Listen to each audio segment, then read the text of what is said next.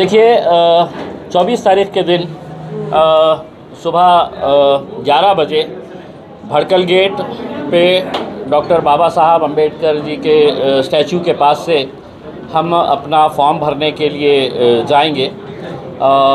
जूना बाज़ार बुधवार आ रहा है, वेडनेसडे 24 तारीख के दिन, और जूना बाज़ार सिटी चौक गांधीपुतला होते हुए हम कलेक्टर ऑफिस आएंगे अपना फॉर्म भरने के लिए। मैं तमाम लोगों से अनुरोध करता हूं कि वो सुबह 11 बजे भड़कल गेट के ऊपर आए और हरसुल रोड के ऊपर ताज होटल के बाजू एक बड़े मैदान के ऊपर हमारा केंद्रीय कार्यालय की शुरुआत वहां पर होने जा रही है। हमारा सेंट्रल ऑफिस रहेगा। उससे पहले 23 तारीख के दिन MIM पार्टी के पूरे पदाधिकारी कार्यकर्ता हम लोग यहाँ से गाड़ियों से अमरावती जाएंगे। डॉक्टर बाबा साहब अम्बेडकर के नातू आनंदराज अम्बेडकर साहब, जिन्होंने ये विनती की थी कि हमने उनका समर्थन करना चाहिए, तो हम उनके प्रचार के लिए वहाँ पर जाएंगे।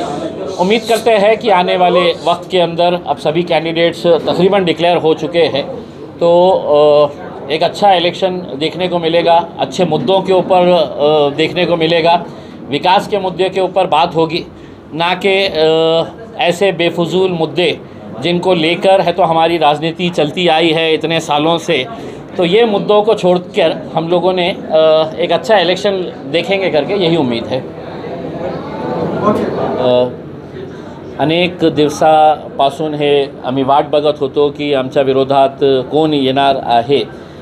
इतकं मोठं त्यांची ताकद असूनही अमित शाह साहेब येऊनही आणि त्या प्रकारे त्यांनी भाषण केलं होतं की इथून आम्हाला उखाडून फेकायचं आहे, मग त्यांनी का माघार घेतलेली आहे हेही एक प्रश्न त्यांच्या समोर आहे। तरीसुद्धा आज आमचे पालकमंत्री भुमरे साहेबांना तिकीट देण्यात आलेलं आहे। आमचे दुसरे मित्र जे आहे तेही निवडणुकी रिंगणात आहे। माझी अपेक्षा हेच आहे की येणारा काही दिवसामध्ये जेव्हा कॅम्पेनिंग खूप जोरात होणार आहे तर आपण चांगल्या मुद्द्यावर आपण हे इलेक्शन लढू। शहराला जिल्ह्यामध्ये आपण काय काय विकास कामं करू शकतो याच्या बाबतीत हे निवडणूक व्हायला पाहिजे। ते दिवस गेलेले आहे जिथे जेव्हा हिंदू मुस्लिम करायचं आणि फक्त जाती धर्माच्या नावावर आपण निवडणूक लढायचं। आणि मी लोकांनाही हे सांगणार आहे की मागच्या 20, 25, 30 वर्षामध्ये आपण एकदाही आपली निवडणूक पाण्यासाठी केली असती, रस्त्यासाठी, चांगल्या हॉस्पिटल शाळासाठी, रेल्वे कनेक्टिव्हिटीसाठी, एअरलाईन कनेक्टिव्हिटीसाठी आपण निवडणूकचा निर्णय घेतला असता कोणाला मतदान करायचं, तर तुम्हीही तसं केलं नाही। म्हणून आज आपल्या ज्या शहरामध्ये आज 8-8 दिवसानंतर पाणी येत असेल तर त्याच्यासाठी फक्त लोकप्रतिनिधी जे आहे ते जबाबदार नाही। जे लोकप्रतिनिधी तयार करतं तेही तितके जबाबदार आहे। म्हणून माझी अपेक्षा हेच आहे की कोणताही चांगला कॅन्डिडेट असेल, आणि शिक्षणाची खूप आवश्यकता आहे। पार्लमेंट ही जागा आहे जिथे शिक्षित लोक पाठवण्याची आवश्यकता आहे, कारण तिथे देशाचे कायदे कानून तयार करण्यात येते। आणि तुम्ही अशिक्षित लोकांना तिथे पाठवले तर ते फक्त आकडे असणार आहे की माझ्याकडे 300 खासदार आहे पण कसलेही कामाचे नाही आहे। तुम्ही चांगले खासदारांना पाठवायचं असेल तर सगळं प्राथमिकता हे असायला पाहिजे तो किती शिकलेला आहे, ते लोकसभामध्ये बोलू शकतं का, तुमच्या मुद्द्यात ते बोलू शकतं का, ते बघून आपण मतदान करावं आणि जास्तीत जास्त संख्येने लोकांनी बाहेर येऊन मतदान करावं। कारण मला याची चिंता वाटते की लोकांचा विश्वास हे जे डेमोक्रेटिक प्रोसेसवर आहे, जे आपला इलेक्टोरल सिस्टम आहे त्याच्यावर संपत राहिलेला आहे। कारण लोकांचा विश्वास लोकप्रतिनिधीवर आता आपल्याला बघायला मिळत आहे कि हर दिन कम होता जा रहा है कि मैंने मेरे विश्वास के साथ इसको मत दिया था, ये एक पैसा लेकर है तो उधर भाग जा रहा है, फिर दूसरे दिन है तो पैसा लेकर या पद लेकर है तो तीसरी पार्टी में चले जा रहा है। तो ये बहुत ही खतरनाक मैं समझता हूँ देश के लिए है। शिक्षित उम्मीदवार वाटता? नहीं, मैं किसी का नाम नहीं लिया है। मैं ये देश के लिए बोल रहा हूँ और मैं देश के लिए ये कह रहा हूँ कि इस देश के अंदर सबसे ज़्यादा इलेक्टोरल रिफॉर्म्स को लाने की ज़रूरत है। नया जब पार्लियामेंट बनेगा, मुख्यमंत्री प्रधानमंत्री जो भी बनेंगे उनसे मैं अनुरोध करना चाहूँगा कि इस देश के अंदर सबसे बड़ी प्राथमिकता जो है वो इलेक्टोरल रिफॉर्म्स लाने की, वरना आज किसी ऑफिस के अंदर चपरासी की नौकरी अगर किसी को चाहिए तो उसको भी 8वीं और 10वीं या 11वीं पास होना लिखा जाता है उसके अंदर की मिनिमम क्वालिफिकेशन। फक्त देशामध्ये हे फील्ड आहे आमची फील्ड की ज्याच्यामध्ये अंगूठा छापही असेल तर तो लोकसभामध्ये जाऊन बसू शकतं, तर ते चेंज होण्याची आवश्यकता आहे।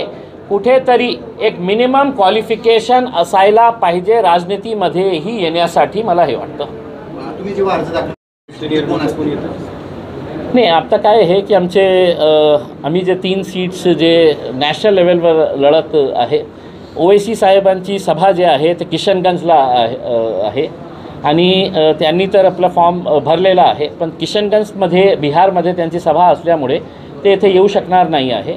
पण नक्की ते मेच्या पहिल्या आठवड्यामध्ये ते इथे येणार आहे आणि त्यांची ही सभा एक होणार आहे।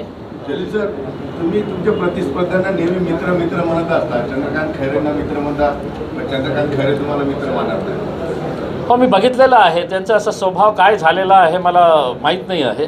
आणि जेव्हा मी रिफॉर्म्स मानतो ना, त्या रिफॉर्म्समध्ये हेही असायला पाहिजे की एक IAS IPS ऑफिसर इतकं मोठा इतकं शिक्षण घेतल्यानंतरही 60 वर्षामध्ये किंवा 58 इयर्समध्ये ते रिटायर होतो। राजनीतीमध्येही काही रिटायरमेंटची एज येण्याची आवश्यकता आहे मला असं वाटतं।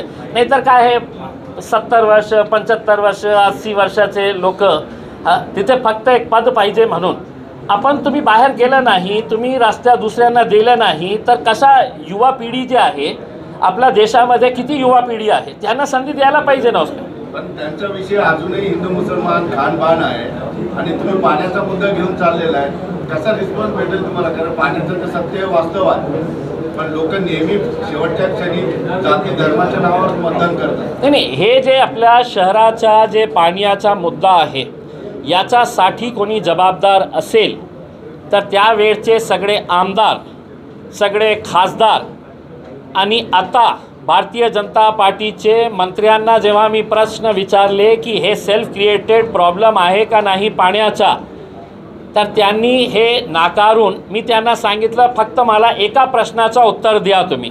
आणि माझा प्रश्न हे होता की हे समांतर नावाची कंपनी कुणाची होती, तर अतुल सावे साहेबांनी सांगितलं की मला माहीत नाही कोणाची होती।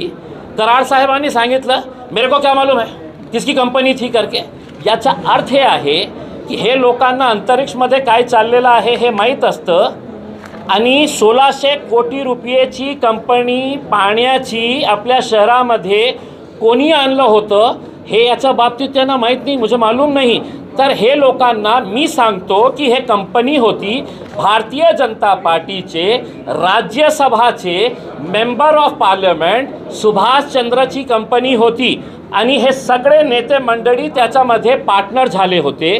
महानगरपालिकाचे त्यावेळचे काही अधिकारी त्याच्यामध्ये पार्टनर झाले होते, म्हणून आज या शहराला पाण्याचा जे ताण सहन करावा लागत आहे फक्त हे चंडाल चौकडी जे आहे त्यांच्यामुळे आहे। संदीपन भुमरेंना उमेदवारी दिली आहे, कोणीतरी येणार ना समोर आणि कोणतीही निवडणूक सोपी नसते। तुम्हाला लोकांपर्यंत जायचं असतं, लोकांना भेटायचं असतं, दाखवायचं असतं की मी हे काम केलेलं आहे। कोणी ॲक्सेप्ट करतं, कोणी नाही करतं। तर आता आलेले आहे संदीपान भुमरे साहेब पण आलेले आहे, चांगली गोष्ट।